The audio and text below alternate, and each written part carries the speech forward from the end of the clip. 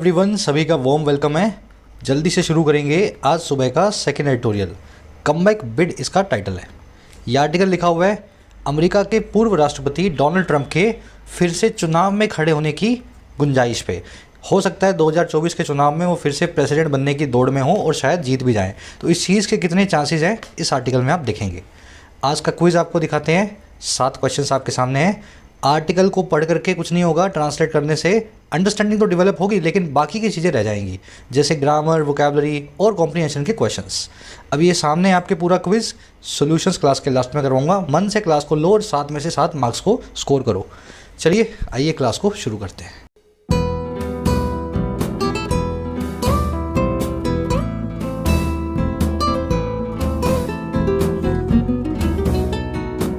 Alright, कह रहे जी comeback bid.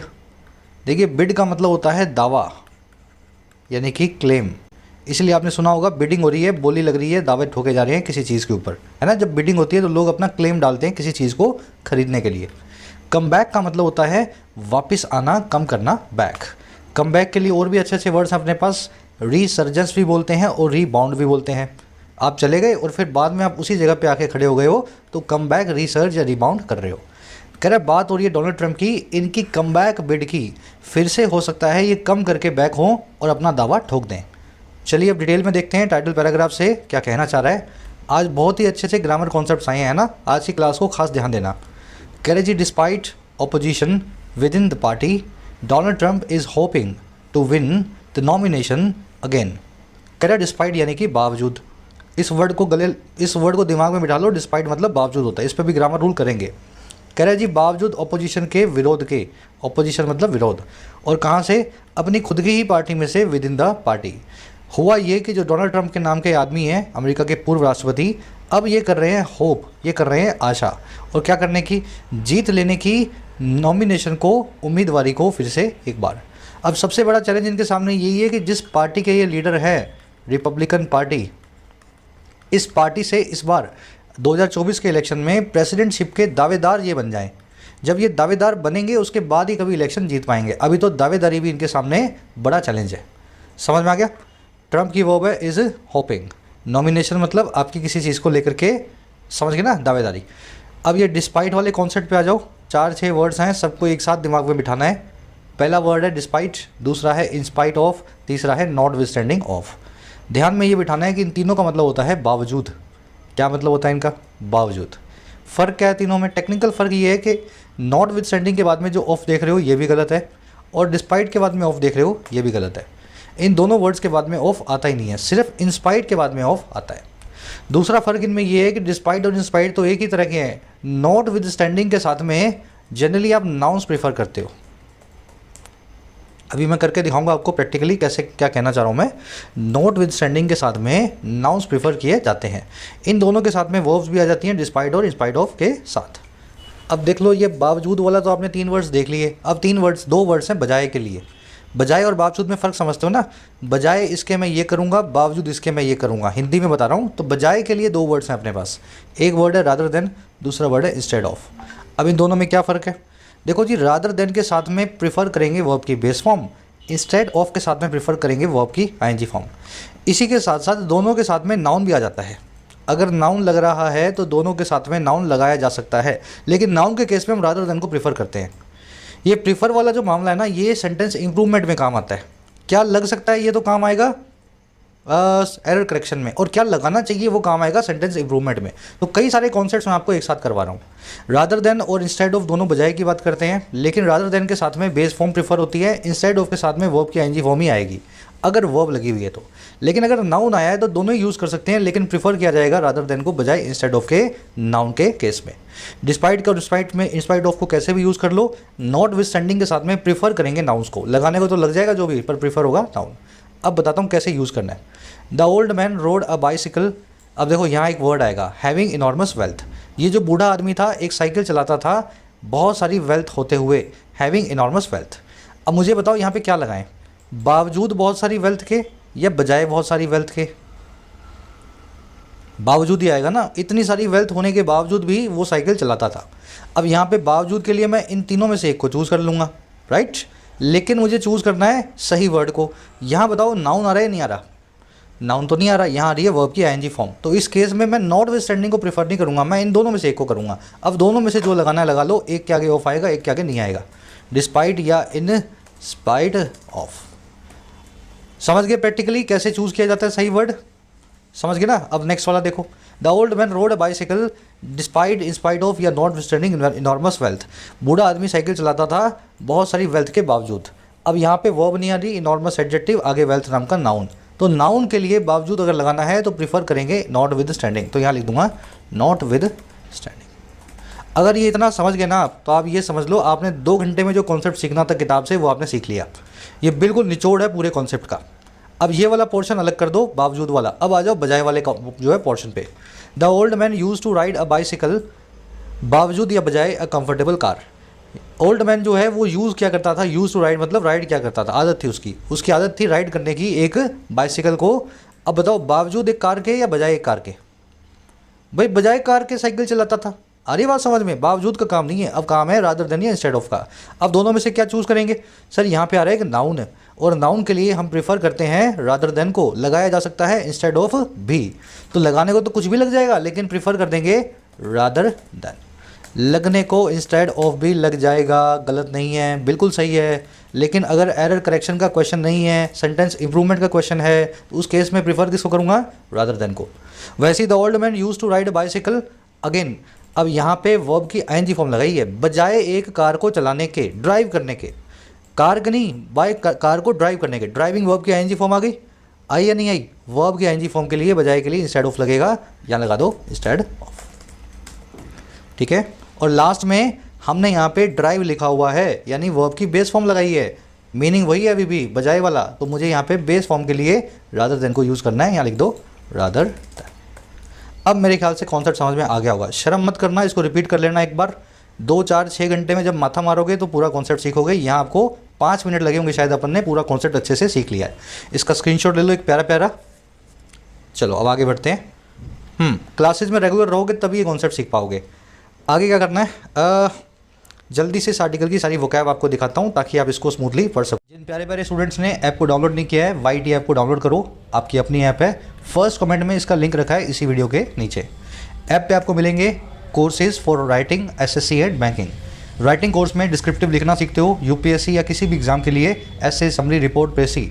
Almost 60 to 80 hours का कोर्स है। अच्छे ढंग से करोगे तो इंडिपेंडेंटली राइट करना सीख जाओगे इन इंग्लिश। ये कोड लग रहा है, इसको लगा करके आप फ़ायदा ले सकते हैं आज मिडनाइट तक 475 में। अब इसका प्राइस बढ़ने वाले हैं नेक्स्ट मंथ से, उससे पहले फ़ायदा ज़रूर से लें। बैंकिंग कोर्स के अंदर आपको पूरा बैंकिंग का सिलेबस, क्लरिकल और पीओ, प्रीलिम्स और मेंस का प्लेंटी ऑफ प्रैक्टिस सेशंस के साथ में कवर करवाया जाता है। तो सही अप्रोच देख करके कैसे मार्क्स को बूस्ट करना है ये बैंकिंग कोर्स में सीख सकते हैं। इसी तरीके से एसएससी के कोर्स में एसएससी के सभी एग्जाम्स का प्रीलिम्स और मेंस आपको तैयार करवाया जाता है। एक एक वैरायटी के क्वेश्चन को डिटेल्ड अप्रोच के साथ में करना सिखाया जाता है। कोर्सेज से रिलेटेड कोई भी क्वेरी हो, ये टीम का नंबर है, आप इस पर व्हाट्सअप करके टीम से बात कर सकते हैं। ऐप का लिंक इसी वीडियो के फर्स्ट कमेंट में रखा हुआ है। आज नया वर्ड है स्ट्रॉन्ग होल्ड। इसको याद नहीं करना है, इसको ब्रेक करना है। स्ट्रॉन्ग मतलब मजबूत, होल्ड मतलब पकड़। स्ट्रॉन्ग होल्ड एक ऐसा एरिया है, एक ऐसा डोमेन है जिसमें आपकी पकड़ बहुत मजबूत होती है, आपका एरिया ऑफ डोमिनेंस है। मान लीजिए अपने एरिया के अंदर आप बहुत जाने माने लोग इंसान हैं, सब लोग आपको पूछते हैं, तो वो आपका स्ट्रॉन्ग होल्ड हो गया। मान लीजिए किसी फील्ड के अंदर आप बहुत बड़े जानकार हैं, आप आईटी के फील्ड में, फोटोग्राफी के फील्ड में, किसी फील्ड में, तो वो फोटोग्राफी या आईटी भी आपका स्ट्रॉन्ग होल्ड है। आगे बात समझ में, फिजिकल एरिया हो चाहे वर्चुअल एरिया हो, जहाँ आपकी पकड़ हो। Russia has so far remained unsuccessful in seizing control of the strongholds of the Ukrainian army. Russia अभी तक रहा है नाकामयाब सीज करने में, कंट्रोल को पकड़ने में, नियंत्रण को। और किसका? स्ट्रॉन्ग होल्ड्स का एरिया ऑफ जो है डोमिनेंस का, या एरिया ऑफ डिफेंसिव बेस। कह रहा है उस एरिया को, उस डिफेंसिव बेस को जो है यूक्रेनियन आर्मी का। तो जहाँ पे यूक्रेनियन आर्मी की पकड़ है ना, उन एरियाज़ में अभी तक रशिया ने कोई कब्जा नहीं किया जा सका रशिया के द्वारा। अब देखो स्ट्रॉन्ग होल्ड जो आपका डिफेंसिव बेस होता है, उसके लिए 3 वर्ड्स हो रहे हैं। फोर्ट से बना है, फोर्ट्रेस आपका किला, सिटाडेल ये भी फोर्ट को ही बोलते हैं, आपके किले को बोलते हैं, और बैशन। वर्ड्स आप ये तीनों देखते हो आर्टिकल्स में बार बार आते हैं। ये आपके किले के लिए, आपके मजबूत बेस के लिए यूज़ होते हैं। चलो आ जाओ नेक्स्ट वर्ड पे। नेक्स्ट है जी स्टार्क, बहुत बार हो चुका है। स्टार्क का मतलब होता है प्लेन एंड ग्लूमी, साफ साफ दिखता हो और जो बहुत अच्छा ना हो। जैसे आपको फेलियर दिख रहा है, आपको फेलियर आया किसी वजह से, किसी चीज़ में आप फेल हो गए, अब वो फेलियर आपके लिए स्टार्क हो जाएगा अगर उस फेलियर को आप पहले से देख पा रहे हो प्लेन। और फेलियर है वैसे भी ग्लूमी होगा, ग्लूमी का मतलब होता है उदासी भरा, समझ गए ना। कोई ऐसी चीज़ हो जो दिखती हो साफ साफ उदासी भरी हो, स्टार्क कहलाएगी। इसको अटर, ब्लीक, ग्रिम या डिस्मल भी बोल सकते हैं। अब ये ब्लीक नाम का इसका सिनोनिम आर्टिकल में देखेंगे। His actions were in stark contrast to his words, उसके जो कर्म थे उसकी बातों से बिल्कुल उल्टे थे, स्टार्क कॉन्ट्रास्ट में थे, बहुत ही प्लेन तरीके से, साफ तरीके से और बहुत ही गलत तरीके से, उदासी भरे तरीके से गलत थे, है ना, कॉन्ट्रास्ट में थे। चलो जी 2 वर्ड्स हो गए, अब बाकी के 4 वर्ड्स हो रहे हैं, 5 वर्ड्स। स्पार्क ऑफ करना, स्पार्क का मतलब होता है चिंगारी, स्पार्क ऑफ करना मतलब चिंगारी भड़काना, किसी चीज़ को प्रोवोक या इंसाइट करना, उंगली लगाना। आगे बात समझ में। Sometimes small incidents spark of huge crisis, कभी कभी छोटी मोटी घटनाएं भी बड़े बड़े क्राइसिस या आपदाओं को, तूफानों को जन्म देती हैं, स्पार्क ऑफ करती हैं। किसी भी चीज़ को चिंगारी लगा के जन्म देना। अब इसको इग्नाइट करना, किंडल करना, इंस्टिगेट करना, कैटलाइज करना, सब इसके सिनोनिम है उकसाने भड़काने के। एक अच्छा सिनोनिम इंस्टिगेट आर्टिकल में देखेंगे। अगला वर्ड है डेबिलिटेट, बहुत बार हो चुका, किसी इंसान को कमज़ोर बनाना, इस टू डेबिलिटेट द पर्सन। इसको आप वीकन भी बोल सकते हो, पैरालाइज, क्रिपल, अंडरमाइन, इम्पेयर, ये सब इसके सिनोनिम्स हैं। अंडरमाइन वर्ड तो मैंने कई बार ब्रेक करके बताया आपको। अंडर मतलब नीचे, माइन मतलब सुरंग। कोई आदमी खड़ा है, उसके नीचे आपने सुरंग खोद दी, उसको गिराने का काम कर रहे हो, नहीं कर रहे हो, उसके पाँव के नीचे खड्डा खोद के उसको गिरा रहे हो, तो आप उसको कमज़ोर बना रहे हो। ऐसे इस वर्ड को याद रखना है। आज अंडरमाइन नाम का वर्ड आर्टिकल में आएगा। प्रोटेक्टिव स्ट्राइक्स हैव डेबिलिटेटेड और अंडरमाइंड द इंडस्ट्री, लंबी चलती हुई हड़तालों ने कमज़ोर बना दिया है, डेबिलिटेट या अंडरमाइन कर दिया है पूरी इंडस्ट्री को। एक और वर्ड है पेंचेंट। पेंचेंट का मतलब होता है एक्सट्रीम लाइकिंग टुवर्ड्स समथिंग। अगर आपको खाने का बड़ा पसंद है, खाना बहुत पसंद है, तो you have a penchant for food. अगर आपको एक्सरसाइज बहुत पसंद है, वीडियो गेम बहुत पसंद है, पढ़ाई बहुत पसंद है, रीडिंग, तो you have a penchant for something. इसको फॉन्डनेस भी बोलते हैं, लाइकिंग भी बोलते हैं, और इसके लिए एक एडवांस वर्ड है पेंचेंट के लिए, knack. I have a knack for good books, मेरा एक अच्छी किताबों के लिए बड़ी लाइकिंग है, गुड बुक्स के लिए। I have a knack for something. तो my American friends have a strong penchant for Indian food, मेरे अमेरिकन दोस्तों की इंडियन फूड को लेकर के बहुत ज़्यादा पसंदगी है, पेंचेंट या फॉन्डनेस है। तो ये नैक वर्ड आर्टिकल में आएगा। अब ऐसा नहीं है नैक नैक ही देखते रह जाओ, ये पेंचेंट भी आएगा ना कभी। इन दोनों वर्ड्स को दिमाग में बिठाना है। चलिए सेकंड लास्ट वर्ड है रिटोरिक। कई बार बताया हुआ आपको, बड़ी बड़ी ऐसी बातें जो खोखली हों कहलाती हैं रिटोरिक। हाई-फाई बात but turns out empty is rhetoric. अक्सर ये रिटोरिक कौन देते हैं? बड़े बड़े नेता लोग, कि ऐसा हो जाएगा, वो हो जाएगा, फलाना ढिमकाना, कुछ हो या ना हो बाद में, लेकिन रिटोरिक ये देते हैं।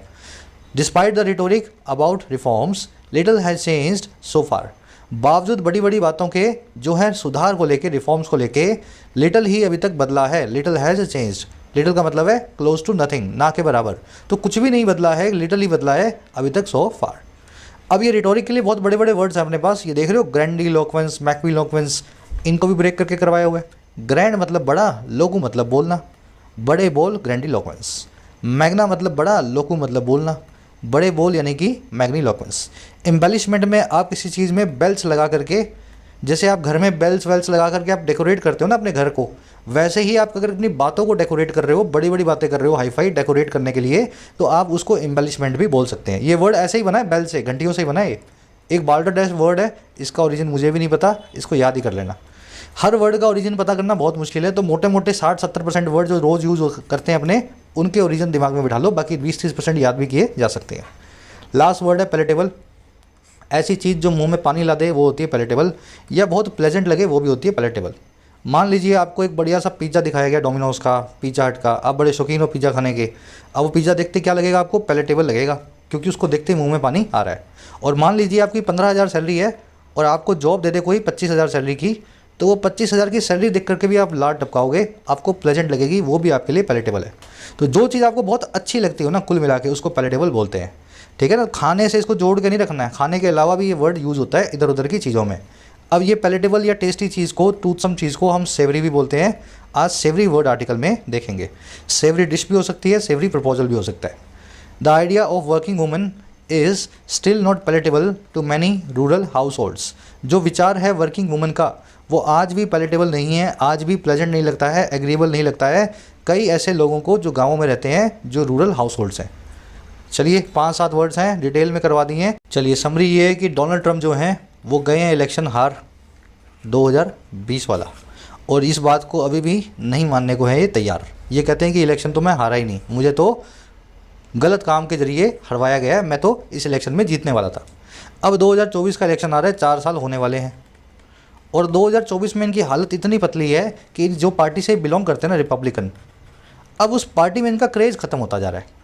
पहले तो लग रहा था 2024 में खड़े होंगे, इलेक्शन जीतेंगे, लेकिन अब रिपब्लिकन पार्टी के लोग भी डोनाल्ड ट्रंप को ज़्यादा पसंद नहीं कर रहे हैं आजकल, और इनके नाम से जो बाई इलेक्शन होते हैं उसमें भी रिपब्लिकन पार्टी ज़्यादा कुछ अच्छा नहीं कर पाती है। हमारा आर्टिकल ये कह रहा है कि इनकी एक कम बैक बिड आई है जिसमें ये रिपब्लिकन पार्टी के प्रेसिडेंट के दावेदार बन के इलेक्शन को लड़ना चाहते हैं, लेकिन हो सकता है इनकी रिपब्लिकन पार्टी की ये बिड भी नाकाम हो जाए, इनकी जगह कोई और प्रेसिडेंट के लिए खड़ा हो इनकी पार्टी से। लेकिन फिर भी ये है तो डोनाल्ड ट्रंप, ड्रामा बहुत अच्छे से जानते हैं, आपको बताएगा कैसे कैसे इन्होंने किया है। ये कुछ ना कुछ करके अपनी हवा बनाए रखेंगे, इनको कभी भी खारिज नहीं किया जा सकता है। He is a very strong personality.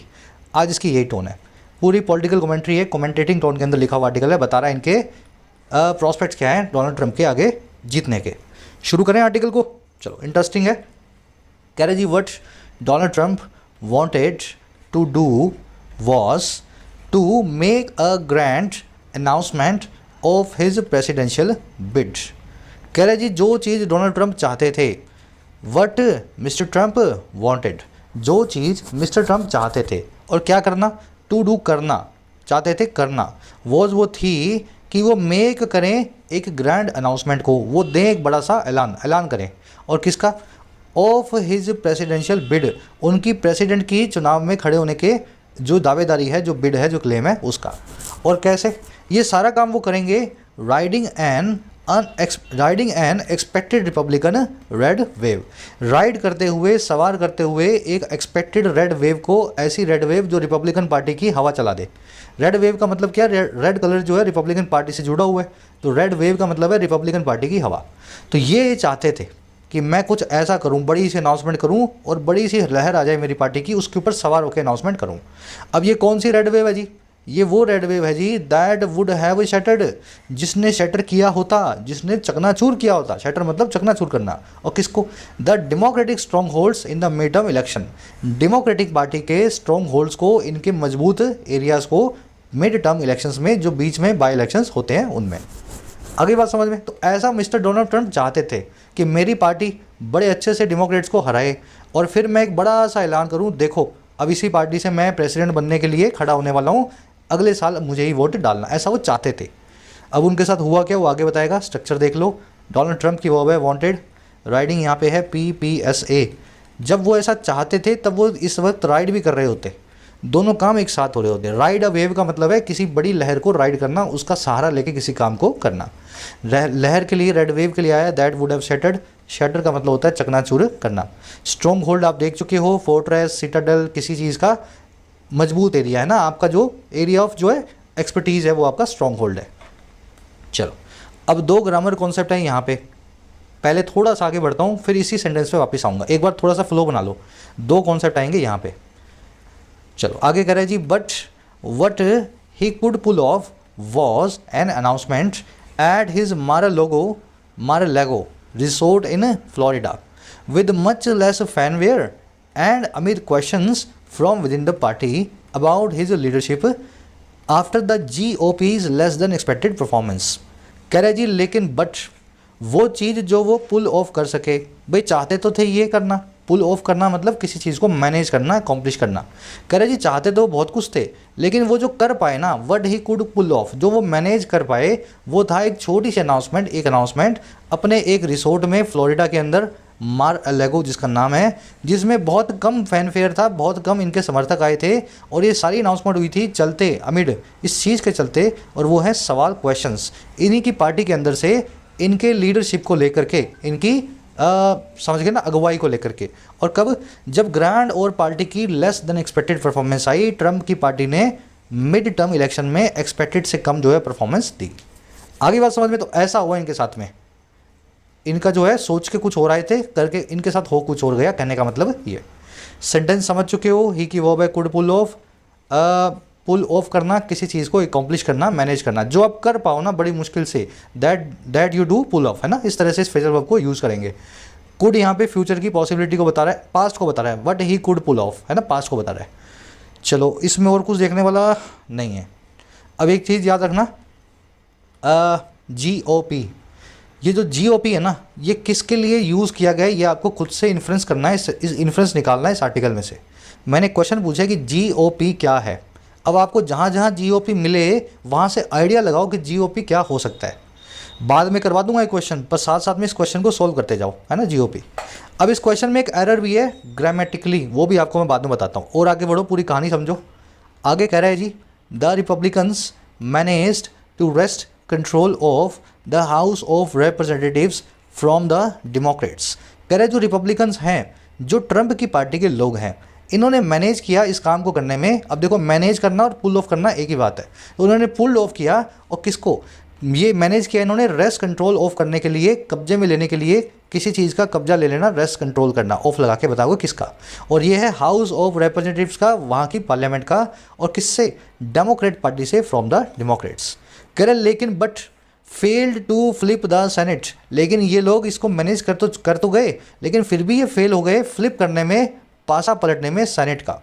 तो एक सदन में इन्होंने अपर या लोअर हाउस में मेजोरिटी ले ली, लेकिन पूरा पासा सेनेट का जो है, अमेरिका की लोकसभा का पूरा पासा, ये पार्लियामेंट का पूरा पासा नहीं पलट पाए। कह रहे ये जो चीज़ है ना, अपने आप में डैश लगा के बता रहे हैं, far from a red wave, ये रेड वेव से तो बहुत दूर दूर की बात है। रेड वेव में ऐसा बिल्कुल भी ना होता। रेड वेव क्या है, ट्रंप की पार्टी की लहर को बोलते हैं रेड वेव। चलो जी, रिपब्लिकन्स की वाह मैनेज्ड, रेस्ट कंट्रोल ऑफ करना, सीज कंट्रोल ऑफ करना, टेक कंट्रोल ऑफ करना, तीनों का मतलब होता है किसी चीज़ का कब्जा लेना। शायद मैंने यहाँ पे नोट्स भी ऐड कर रखे हैं, क्यों है ना, टेक रेस्ट या सीज कंट्रोल ऑफ समथिंग, किसी चीज़ को कब्जा लेना। रिपब्लिकन्स की दूसरी वर्ब है फेल्ड, और इसमें कुछ देखने वाला नहीं है। और आगे बढ़ो, अब कैसे हुआ ये सारा काम। कह रहा है जी, several Republican law makers publicly blamed him for the party's disappointing performance. कह रहे हैं जी, कई सारे जो रिपब्लिकन लॉ मेकर्स हैं, उन्होंने जाहिर तौर पे पब्लिक में आकर के ब्लेम किया मिस्टर ट्रंप को, उनकी पार्टी की, रिपब्लिकन पार्टी की डिसअपॉइंटिंग परफॉर्मेंस के लिए। अब देखो, यहाँ से इस्टेब्लिश हो गया कि रिपब्लिकन पार्टी ट्रंप की पार्टी है ना। जब ट्रंप को ही परफॉर्मेंस के लिए बिलीव कर रही है रिपब्लिकन पार्टी, तो मतलब ट्रंप उसी पार्टी का आदमी है। तो इस तरीके से इन्फ्लुएंस निकाला करो। कह रहे जी, जबकि while some others said Florida governor Ron DeSantis, who was reelected with a landslide in the one time swing state, is the party's best bet for 2024। और कुछ लोगों ने इसको ब्लेम तो नहीं किया ट्रंप को, लेकिन उन्होंने ऐसा कह दिया कि फ्लोरिडा के जो गवर्नर हैं, जिनका नाम है रॉन डिसेंटिस, जो री इलेक्ट हुए हैं, फिर से चुने गए हैं, और कैसे, विद अ लैंडस्लाइड। लैंडस्लाइड का मतलब होता है बड़ी सी जीत, एकदम हिला देने वाली जीत, एक बिल्कुल अच्छी खासी जीत के साथ में जो री इलेक्ट हुए हैं। और किस में, एक वन टाइम स्विंग स्टेट में। अमेरिका में स्विंग स्टेट्स वो स्टेट्स हैं जिनका कोई भी पक्का सिस्टम नहीं बना हुआ, कभी जो है वो डेमोक्रेट्स को रिपोर्ट देंगे, कभी रिपब्लिकन्स को देंगे, तो वो कहलाती है स्विंग स्टेट, जहाँ स्विंग करती हैं, झूलती हैं, वहाँ झूल जाती हैं। तो कह रहे हैं ये आदमी जो ऐसे झूला, यहाँ पे री इलेक्ट हुआ।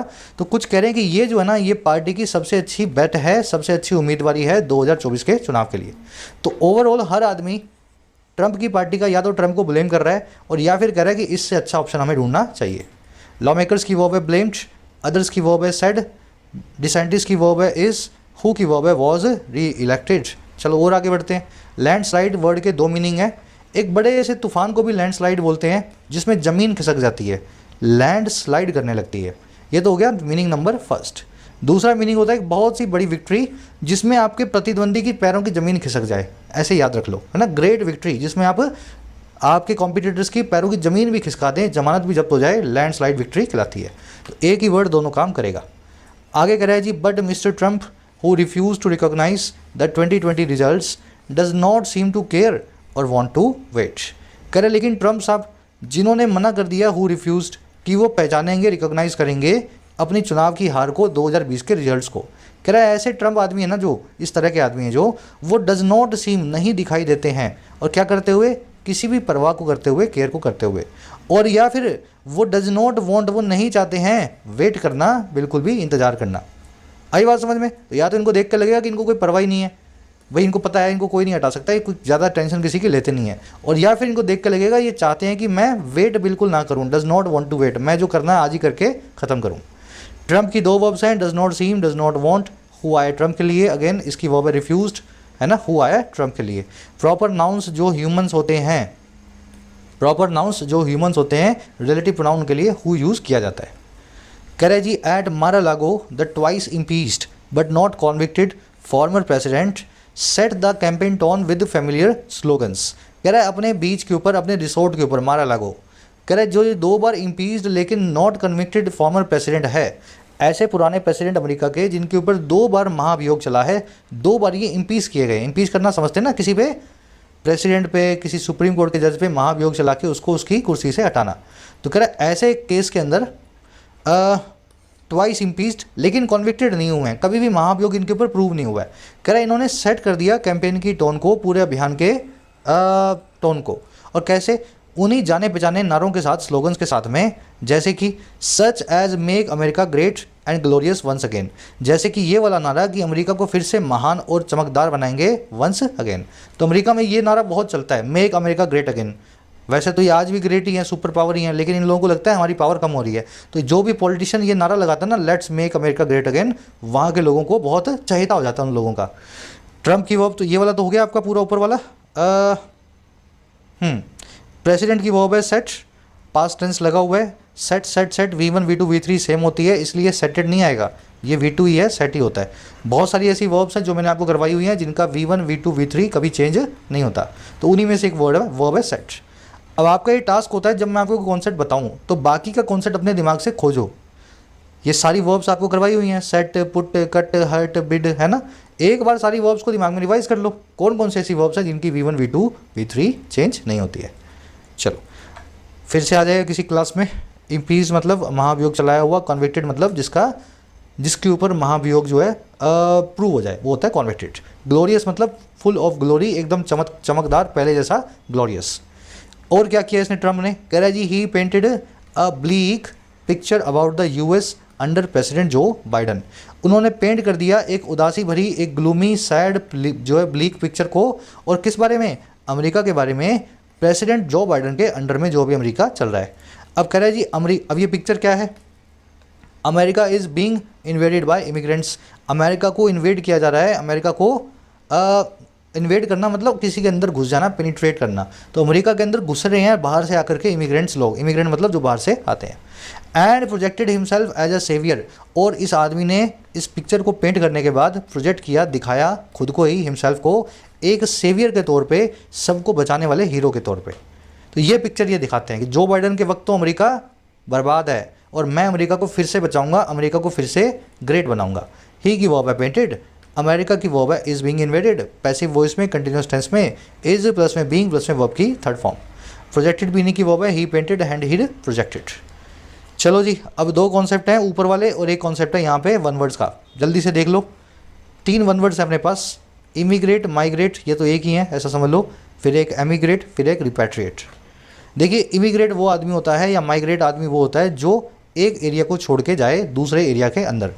मान लीजिए इंडिया में कोई आदमी अफगानिस्तान से आया, तो वो आदमी ने इंडिया में इमिग्रेट किया है या इंडिया में माइग्रेट किया है, और वो आदमी यहाँ पे आकर के कहलाएगा इमिग्रेंट या माइग्रेंट। आ गई बात समझ में? अफगानिस्तानी आदमी जो जान बचा के तालिबान से इंडिया में आया, तो उसने माइग्रेट या इमिग्रेट किया, इस वर्ब को जो है अकॉम्प्लिश किया, एग्जीक्यूट किया, और इंडिया में वो आदमी कहलाएगा इमिग्रेंट या माइग्रेंट। लेकिन वो आदमी जब अफगानिस्तान से भागा था, मतलब निकला था, वहाँ से गया था, तब उसने वहाँ से एमिग्रेट किया और तब वहाँ कहलाएगा वो एमिग्रेंट। तो एक ही आदमी जब अपने देश के एयरपोर्ट से निकलता है तो वो कहलाता है एमिग्रेंट, और जब वो दूसरे देश के एयरपोर्ट में पहुँचता है वो कहलाता है इमिग्रेंट या माइग्रेंट। इन दोनों में ज़्यादा फर्क नहीं है।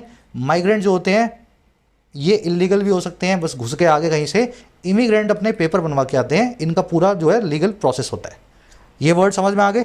आदमी एक ही है, अपने देश से निकला तो इमिग्रेंट, दूसरे देश में पहुंचा तो वहाँ पे बन गया इमिग्रेंट। अब देखो ये रिपैट्रिएट क्या होता है? जो आदमी फिर से अपने देश चला जाए वो कहलाता है रिपैट्रिएट, क्योंकि ये फिर से पैट्रिएट बन गया है। पैट्रिएट मतलब देशभक्त। आगे बात समझ में? तो रिपैट्रिएट करना, फिर से अपनी कंट्री ऑफ ओरिजिन में चले जाना। तो ये कॉन्सेप्ट ध्यान रखना, आज के क्विज में पूछा जाएगा। ऊपर वाले कॉन्सेप्ट आपको दिखा देते हैं फटाफट से। पहला कॉन्सेप्ट है वुड हैव प्लस में V3 का। इस कॉन्सेप्ट को कैसे समझते हैं अपने? वुड हैव प्लस में V3, शुड हैव प्लस में V3 या कुड हैव प्लस में V3। हैव ही आएगा, बीच में हैज़ नहीं आएगा। मॉडल वर्ब्स अपने बाद वर्ब की बेस फॉर्म लेती हैं, और वर्ब की बेस फॉर्म हैव फैमिली की हैव ही है, तो हैज़ हैड इनके बाद में नहीं लगता। अब इसका मीनिंग क्या है? वुड का मतलब है होता, शुड का मतलब है चाहिए, और कुड का मतलब है सकना। तो वुड हैव V3 मतलब ऐसा होता, शुड हैव वी थ्री मतलब ऐसा होना चाहिए था, और कुड हैव वी थ्री मतलब ऐसा हो सकता था। बिल्कुल सिंपलेस्ट एक्सप्लेनेशन दे रहा हूँ आपको, इससे सिंपल नहीं हो सकती। अब इसको मैं आपको यूज़ करके दिखा रहा हूँ प्रैक्टिकली सेंटेंसेस के अंदर। We would have lived better without nuclear weapons, हम अच्छा जी रहे होते या हम अच्छा जीते, would have lived, would have we three, और कैसे, बिना जो है न्यूक्लियर वेपन्स के। दूसरे में वी शुड हैव लिव्ड, हम अच्छा जी सकते थे, हमें अच्छा जीना चाहिए था बिना न्यूक्लियर वेपन्स के। और कुड हैव वी थ्री, हम अच्छा जी सकते थे बिना न्यूक्लियर वेपन्स के। तो बातें तीन अलग अलग हैं, सकना चाहिए था, ऐसा होता या ऐसा हो सकता था, उनको would have, should have, could have से बताते हैं। कॉमन मिस्टेक इसमें आपको ये मिलेगी एग्जाम में, मान लीजिए वी की जगह यहाँ लिखा होता है शी। अब आप क्या सोचेंगे, सेंटेंस तो हो गया सिंगुलर, और अगर सेंटेंस सिंगुलर है तो मुझे यहाँ पे हैज़ लगाना है।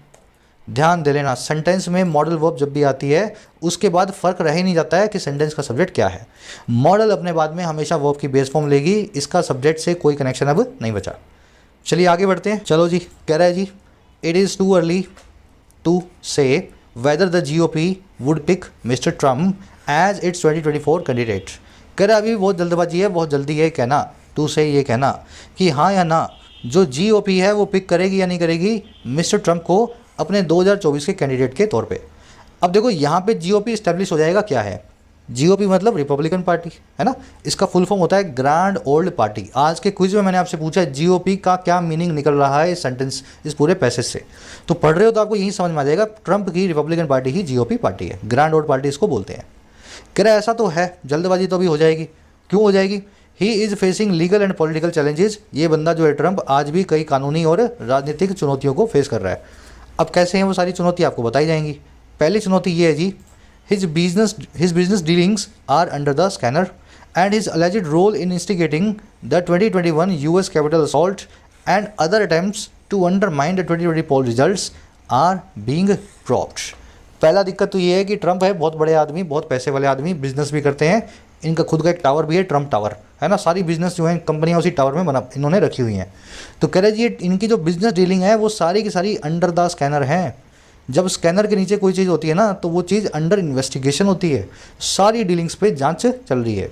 और उनका जो कथित रोल है, जो भूमिका है इंस्टिगेट या स्पार्क ऑफ करने में, भड़काने में 2021 की US के कैपिटल असॉल्ट को, अमेरिका की कैपिटल बिल्डिंग जहाँ पे वहाँ की पार्लियामेंट बैठी है वहाँ पे हुए हमले को, और उनके जो दूसरे अटैम्प्ट्स हैं अंडरमाइन करने के, कमज़ोर बनाने के 2020 के पोल के रिजल्ट्स को, चुनाव के नतीजों को। कह रहे हैं इन दोनों चीज़ों को ना आर बीइंग प्रोब किया जा रहा है, इनकी जांच चल रही है।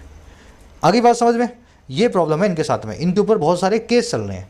डीलिंग्स की वर्ब है आर, रोल और अटैम्प्ट्स की वर्ब है आर बीइंग प्रोब्ड। अंडरमाइन करना, कमज़ोर बनाना, वीकन, पैरालाइज, डेबिलिटेट, सब इसके सिनोनिम्स हैं। होलो आउट भी इसका सिनोनिम है, लिखा नहीं है मैंने यहाँ। और अगला वर्ड है instigate, spark of, Kindle, ignite, insight है ना, किसी चीज़ को भड़काना।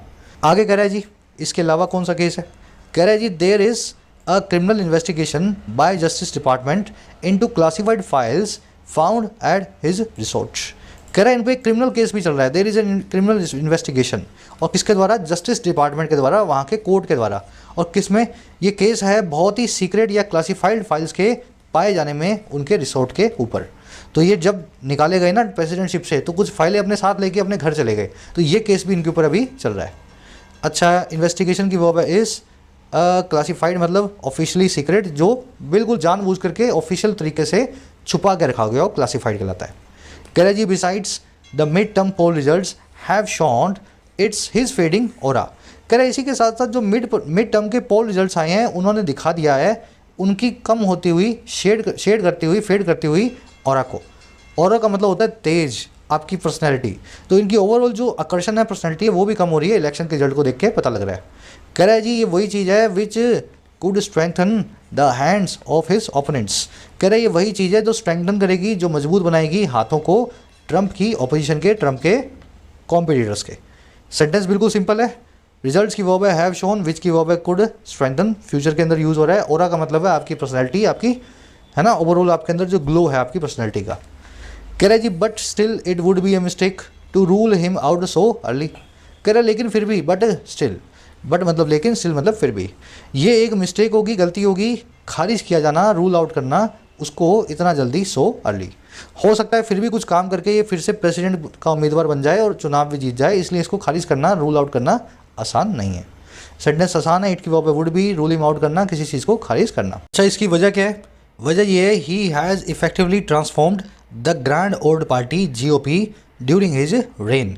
कह रहा अपनी रेन के ड्यूरिंग, अपने राज, रेन मतलब रूल, तो अपने रूल के दौरान उसने असरदार तरीके से इफेक्टिवली बदल डाला है, ट्रांसफॉर्म कर दिया है अपनी रिपब्लिकन GOP पार्टी को। तो ये रीज़न है इसका। ही की वो हैज़ ट्रांसफॉर्म्ड, रेन मतलब आपका रूल। कह रहे what use to be a free market conservative party is now attracting more white working class voters. कह रहे वट यूज टू बी, एक ऐसी चीज़ जो हुआ करती थी, यूज टू बी हुआ करती थी, ये यूज टू वाला करवा चुके हैं ना कॉन्सेप्ट आपको कई बार। तो वर्ड एक ऐसी चीज़ जो हुआ करती थी, एक फ्री मार्केट वाली कंजर्वेटिव पार्टी, रिपब्लिकन पार्टी, अब वो अट्रैक्ट कर रही है और क्या कर रही है, और ज़्यादा वाइट यानी अंग्रेज वर्किंग क्लास वोटर्स को, जो अभी तक जो है डेमोक्रेटिक पार्टी को वोट देते थे, पैसा कमाने वाले अंग्रेज, अब वो रिपब्लिकन पार्टी की तरफ भी जाते हैं। तो ये जो पूरा फ्रेज है ना, वर्ड यूज टू बी, इसकी वर्ब है इज़ नाउ अट्रैक्टिंग। उस पूरे क्लोज की इसकी वर्ब है इज़ नाउ अट्रैक्टिंग और वर्ड की वर्ब है यूज्ड। कह रहा he has also shaped the party's view on China, trade, globalisation and immigration. कह रहा उसने इसको भी बदल दिया है, शेप कर दिया है, और वो चीज़ है पार्टी की व्यू, रिपब्लिकन पार्टी का नज़रिया इन सभी मुद्दों को लेकर के, China, immigration, globalization and trade को लेकर के। और क्या हुआ? और ये हुआ जी, even his party rivals can not ignore these issues during the campaign. और उसने इस हद तक बदल दिया कि यहाँ तक कि उसकी पार्टी में जो उसके कॉम्पिटिटर्स हैं, जो उसकी जगह पे प्रेसिडेंट बनने की दावेदारी ठोकना चाहते हैं, वो भी इग्नोर नहीं कर पा रहे इन्हीं इश्यूज़ को कैंपेन के दौरान। तो जो बातें वो करके गए हैं, अब वही बातें इनकी पार्टी वालों को करनी पड़ती है, इतनी बढ़िया और मजबूत बातें ये करके गए हैं। राइवल्स की वो है कि नॉट इग्नोर। कर and he has proved that he has a knack to turn opportunities into momentum। और कह रहा उन्होंने प्रूव भी कर दिया है, इस बात को साबित भी कर दिया है कि उनके पास एक नैक है, पेंचेंट या फॉन्डनेस है, लाइकिंग है उनके पास, और वो लाइकिंग है बदल देने की मौक़ों को मोमेंटम में, रफ्तार में। मोमेंटम मतलब संवेग, तो थोड़ा सा मौका मिलता है उससे मोमेंटम गेन कर लेते हैं, पूरी रफ्तार पकड़ लेते हैं, ऐसी उनके पास नैक भी है। ही की वर्ब हैज़ प्रूव्ड, ही की वर्ब हैज़। नैक मतलब आपकी लाइकिंग, फॉन्डनेस, आपकी पेंचेंट, ये वर्ड कर चुके हैं ऑलरेडी शुरू में। कह रहे जी but at the same time his refusal to accept the 2020 poll results, his impulsive personalized ruling style and unsavory attacks on opponents and attempts to bend institutions have all posed challenges to American democracy. कह रहे लेकिन ये आदमी खतरनाक भी है। उसी वक्त पे एट द सेम टाइम उसका जो रिफ्यूज़ल है, उसकी जो मनाही है, और क्या करने की, एक्सेप्ट कर लेने की 2020 के रिजल्ट्स को जिसमें वो हारे थे। एक तो ये चीज़, दूसरा उनका इम्पल्सिव और पर्सनलाइज्ड रूलिंग का जो स्टाइल है, सरकार चलाने का जो तरीका है, जो बहुत ही उनके हिसाब से पर्सनलाइज्ड है और बहुत ही इम्पल्सिव है, एकदम इम्पल्सिव होकर काम करते हैं। 1 मिनट में कुछ मूड बन गया तो कुछ भी बोल दिया, तो मूडी टाइप का जो उनका स्टाइल है। और उनके जो अनसेवरी अटैक्स हैं ओपोनेंट्स पे, ऐसे अटैक्स जो बिल्कुल भी प्लेजेंट नहीं है, सेवरी नहीं है, पैलेटेबल नहीं है, अनसेवरी होंगे, ख़राब होंगे। तो जो बहुत ही भद्दे अटैक करते हैं अपने ओपोनेंट्स पे, और उनकी जो कोशिशें हैं मोड़ तोड़ देने की, बेंड कर देने की अमेरिका के इंस्टीट्यूशंस को, सरकारी संस्थाओं को, करें इन सब चीज़ों ने ना खड़ा कर दिया है, चुनौतियों को पोज कर दिया है, चैलेंजेस को अमेरिकन डेमोक्रेसी के सामने। तो ये इनसे खतरा भी है, इस तरह के काम करते हैं कि अमेरिकन डेमोक्रेसी खतरे में पड़ गई है। रिफ्यूज़ल, स्टाइल, अटैक, अटैम्प्ट, सबकी वर्ब्स क्या आ गई, हैव ऑल पोज्ड, है ना, इस तरीके से बना हुआ सेंटेंस। पोज करना किसी चीज़ को, चैलेंज को, चुनौती को, इस तरह से किसी चीज़ को खड़ा करना। अच्छा, अनसेवरी वो चीज़ होती है जो पैलेटेबल ना हो, जो प्लेजेंट ना हो, बहुत ख़राब हो सुनने में, देखने में या चखने में। चलो जी, अब लास्ट सेंटेंस है, अब इनके लिए कुछ यहाँ पे छोटी मोटी देगा, ये सजेशन देगा। Correct, Mister Trump has not changed his ways और views since his 2020 defeat. Correct, Trump साहब ने नहीं बदला है ना अपने रास्ते, ना अपने नज़रिए, जब से 20 में वो हारे हैं उसके बाद से। Correct, rather he plans to double down on his right wing rhetoric. Correct, बजाय इसके रादर, बजाय इसके, देखो रादर देन होता है, उसका मतलब होता है बजाय, और अगर देन के बिना रादर आ जाए तो मतलब बजाय इसके, है ना, ऐसे याद रख लेना। तो कह रहे जी बजाय इसके वो प्लान कर रहे हैं, ही प्लान्स, कि वो डबल डाउन ऑन करेंगे। डबल डाउन ऑन करने का मतलब होता है अपनी बात पे और ज़्यादा भरोसा दिखाना, अपनी जो बात कह दी, जो बात को स्टैंड को ले लिया, उस स्टैंड में और कॉन्फिडेंस दिखाना। जैसे जुआरी होता है ना, 100 रुपये की शर्त लगाता है, फिर 100 रुपये और फेंक देता है, डबल कर देता है, कह रहा है मेरी 200 की शर्त है, ये वाली बच्ची तो मैं ही जीतूंगा। वहीं से बनाए डबल डाउन ऑन करना जुआरियों से। तो कह रहे जुआरियों की तरह उनका प्लान ये है कि वो अपने स्टैंड को और मजबूत बना रहे हैं, डबल डाउन ऑन कर रहे हैं, और वो स्टैंड है राइट विंग रिटोरिक का। रिटोरिक आप समझ गए हैं, बड़ी बड़ी बातें। राइट विंग का मतलब होता है दकियानूसी, है ना, जो खुली ना हो, प्रोग्रेसिव ना हो, थोड़ी रिग्रेसिव हो, वो कहलाती है राइट विंग। और कह रहे हैं क्यों कर रहे हैं ये काम, ये इसलिए कर रहे हैं सारा का सारा, to avenge his loss and take the White House back. Avenge करने के लिए, प्रोटेस्ट रिवेंज लेने के लिए, अपनी लॉस का अवेंज करना मतलब बदला लेना, और टेक करने के लिए व्हाइट हाउस को वापस फिर से प्रेसिडेंट बनने के लिए अमेरिका का। आगे बात समझ में, ही की वो प्लान्स डबल डाउन होना आपको मैंने बता दिया, to show commitment to your stand और believe. Rhetoric, bolder dash, embellishment, grandiloquence, magniloquence, सारे वर्ड देख चुके हो ना, बड़ी बड़ी बातें। अवेंज मतलब किसी चीज़ का बदला लेना। अवेंज के बाद में फॉर नहीं लगाना है, अवेंज फॉर हिज लॉस ऐसा नहीं होगा। अवेंज समथिंग, अवेंज बिना प्रीपोजिशन के आता है, बदला लेने के लिए यूज़ होता है। आगे कह रहा है जी, choppy days lie ahead for American democracy. आगे के जो दिन हैं बड़े चॉपी हैं। चॉपी का मतलब है उबड़ खाबड़ हिंदी में। तो उबड़ खाबड़ डे जो हैं आगे लाई अहेड कर रहे हैं अमेरिका की डेमोक्रेसी के, जनतंत्र के लिए। सिंपल आर्टिकल था, आर्टिकल में वोकैब और ग्रामर भी अच्छी खासी आई है। मेरे ख्याल से काफ़ी नई चीज़ें आपने सीखी होंगी। यहाँ पे अंडर द स्कैनर या अंडर द लेंस एक ईडियम आई थी, इसका मीनिंग आपको मैंने बताया था, to be under investigation, to be under investigation. तो ये ईडियम तो मैंने आपको बता दी थी। 2 ईडियम्स और बनती हैं जो मैं ऑलरेडी करवा चुका हूँ, under the cloud and under the weather. मुझे पता है आप लोगों को नहीं आती होंगी क्योंकि ज़्यादातर लोगों ने बेसिक्स चैनल से नहीं की हैं। जिनको आती हैं उनको बहुत बधाई, जिनको नहीं आती है देख लो। अंडर द क्लाउड का मतलब होता है शक के दायरे में होना, ठीक है। क्लाउड मतलब शक के बादल हैं उसके सर पे, तो ऐसे याद रख लेना इसको, अंडर द क्लाउड होना, शक के दायरे में होना। और अंडर द वेदर का मतलब होता है बीमार होना, टू बी इल और अनहेल्दी। बीमार होना तो आपको बोल सकते हो I am under the weather today. तो ये 3 ईडियम्स है, अंडर से बनती है, दिमाग में बिठा लेना, आज के क्विज में पूछी जाएंगी। चलिए अब जल्दी से आ जाओ आर्टिकल की क्विज पे। क्वेश्चंस आपके सामने हैं, 6 या 7 क्वेश्चंस हैं। 7वें में 2 एरर्स मिलेंगी, तो मेरे ख्याल से बताने की ज़रूरत नहीं है, खुद से ढूंढ लोगे क्या, नहीं ढूंढ पाओगे? 1 सेकेंड रुकना। 7th में 2 एरर्स मिलेंगी। आइडिया मैं दे देता हूँ कहाँ मिल सकती हैं। पहली एरर आपको मिलेगी इस स्ट्रक्चर के आसपास, और दूसरी एरर मिलेगी आपको शायद इस वर्ड के आसपास, देख लो। फिर आपसे फ्रेजल वर्ब पूछिए डबल डाउन ऑन, इसका क्या मीनिंग है, अभी अभी आपसे करवाई गई है, अच्छे से बताया आपको, उस फ्रेजल वर्ब का मीनिंग निकालो, कोई ऑल्टरनेटिव नहीं दे रहा हूँ। फिर आपसे पूछा है 1 वर्ड, एक ऐसा आदमी जो अपनी मूल कंट्री की तरफ, कंट्री ऑफ ओरिजिन की तरफ वापस आता है विदेश में फॉरेन स्टे करने के बाद, तो कौन सा वर्ड आएगा इसके लिए? इमिग्रेंट, माइग्रेंट, रिपैट्रिएट, याद है ना? बताओ। चलो अच्छा, इसको वर्ब फॉर्म में लिख दोगे तो भी चलेगा। नाउन फॉर्म मैंने आपको शायद नहीं बताई, वर्ब फॉर्म में लिख देना तो भी चल जाएगा। अंडर द क्लाउड और अंडर द वेदर के बीच में क्या फ़र्क है? अंडर द क्लाउड और अंडर द वेदर के बीच में मेरे ख्याल से सबको आता होगा, अभी करवाया ही आपको। सेकंड में आपसे पूछा है कौन सी चीज़ इस्टेब्लिश की जा सकती है जीओपी नाम के वर्ड के लिए, जैसा कि पैसेज में बताया गया है। तो जीओपी वर्ड अब अच्छे से आप देख चुके हो किसके लिए यूज़ होता है। क्या ये जीओपी और रिपब्लिकन एक दूसरे के राइवल हैं? क्या जीओपी डेमोक्रेट पार्टी का दूसरा नाम है? क्या जीओपी रन जो है, जीओपी रन करता है रिसोर्ट को, मारे लागो को, या फिर ये अल्टरनेटिव टर्म है रिपब्लिकन पार्टी के लिए? फर्स्ट क्वेश्चन के अंदर आपसे पूछा है, ये बड़ा ट्रिकी क्वेश्चन है ये फर्स्ट वाला। इसमें आपसे पूछा है इनमें से कौन सा वो रीज़न नहीं है जो ट्रंप की 2024 की उम्मीदवारी को अभी भी अनकन्फर्म रखे हुए है। इनमें से कौन सी ऐसी चीज़ नहीं है जिसकी वजह से ट्रंप अभी तक 2024 के उम्मीदवार नहीं बन पाए? तो ये रीज़न नहीं है, या ये रीज़न नहीं है, या ये रीज़न नहीं है, या फिर आपको लगता है सभी रीजन्स हैं, तो डी अपना आंसर बना दो और बोल दो all of them are the valid regions.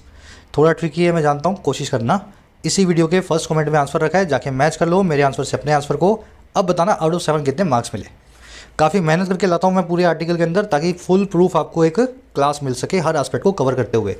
चलिए नेक्स्ट क्लास में मुलाकात होगी। एक लाइक और कोर्सेज अवेलेबल हैं ऐप पे, जाके फ़ायदा ले सकते हो। टाइम रहते ही कोर्सेज का फ़ायदा लेना है, ऐसा ना हो लास्ट मोमेंट पे आकर के आप मैसेज करें सर 15 दिन रह गए, 1 महीना रह गया। अभी जब वक्त है पढ़ने का तो पढ़ाई पे पूरा ध्यान दो। कंटेंट सारा अवेलेबल है एप्लीकेशन पे, राइटिंग का, एसएससी का और बैंकिंग का। ऐप को जाओ, कमेंट सेक्शन से डाउनलोड करो, फर्स्ट कमेंट से लिंक रखा है। कोई भी क्वेरी हो, ये नंबर है व्हाट्सअप का, टीम से आप मैसेज करके बात कर सकते हैं व्हाट्सअप पे।